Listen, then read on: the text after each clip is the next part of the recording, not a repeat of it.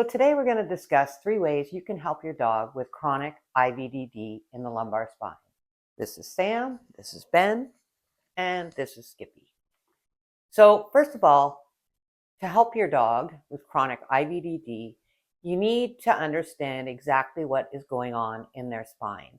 In plain English, what's happening is inside the spinal cord, you have all the different nerves coming through that is telling each part of your body what to do. And what happens is there's a little ring that sits around it, otherwise your nerves would all be flopping around, and there's discs in between. And what happens is over time, the disc material starts to squeeze out and bulge, and in some cases will herniate. And when it herniates, this is the red here, it will be squishing a nerve, which can cause paralysis. If we think of it in another way, it's kind of like a jelly donut. You've got this jelly filling inside, and if you were to press on it, the jelly will come out the side where they had put it in. Now let's talk about how you can help your dog with chronic IVDD. First of all, the most important thing is getting a proper diagnosis. You want to make sure, at very least, to get an x-ray of your dog's spine. It won't show you the discs, but it will show you if there's some narrowing of disc space or any other thing that might be going on in the spine to be causing the pain. And usually for those of you who have a dog with chronic disc issues, like myself, it can flare up and be very painful, and then it will dissipate over time. The first thing you can do is use moist heat. Now, I know there's a lot of confusion about when to use heat and when to use cold. I do have a video here you can watch that talks about when to use each. But typically, what we want to do in this condition is, if you think about when there's pain, all the muscles around the area go to guard that spot. It's the body's natural way of protection. So you can take this gel pack, heat it up in a microwave, or if you don't have a microwave, use boiling water, put it in there for about maybe a minute. It depends on the temperature of your water. And then you're going to wet this towel, wring it out, and wrap this towel around the gel pack.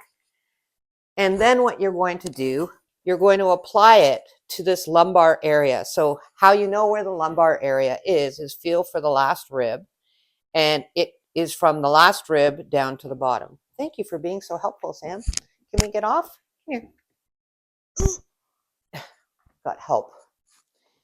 Sam's worried about his brother. What that's going to do is allow your dog's muscles to relax a little.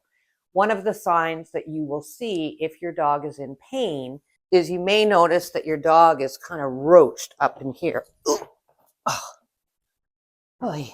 Is roached in the spine.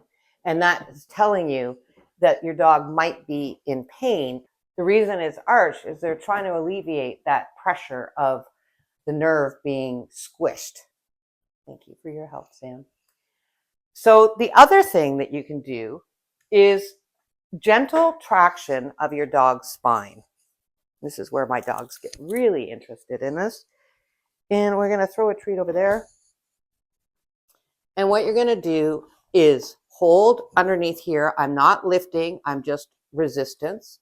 And I'm going to hold the treat and get him to reach for the treat. And if you can see there, his back is, all the muscles are kind of moving. And what I'm actually doing is holding it for 5 seconds, if I can. Ow. And hold for 5 seconds. And hold for 5 seconds. And what's actually happening is I'm kind of pulling apart those vertebrae. What I'm doing there is actually pulling. So, but I'm not pulling. Resistance with my arm there is pulling, so we don't do any harm to our dog. And I'm just kind of pulling apart to give a little breathing room in between the disc space. The last thing that you can do is along the same vein of, along the same lines of getting some blood flow to the area, is if you look at this video on some trigger point and myofascial release, this can be very beneficial. So what you're going to do is, because this area in here can get, right in here, can get really tight. This is the psoas muscle and some other muscles in there. And just gently, even just applying a little bit of pressure and just going a little bit side to side like this. Your dog should relax by you just gently putting some pressure and kind of stretching the skin a little bit, but just getting everything to kind of relax.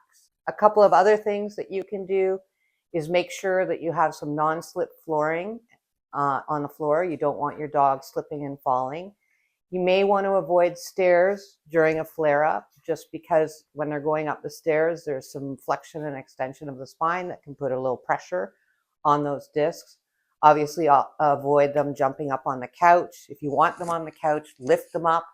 Obviously, if it's a very large dog, you can't do that. Also, you may want to raise the food bowl just a little bit so they don't have to bend forward to get their food.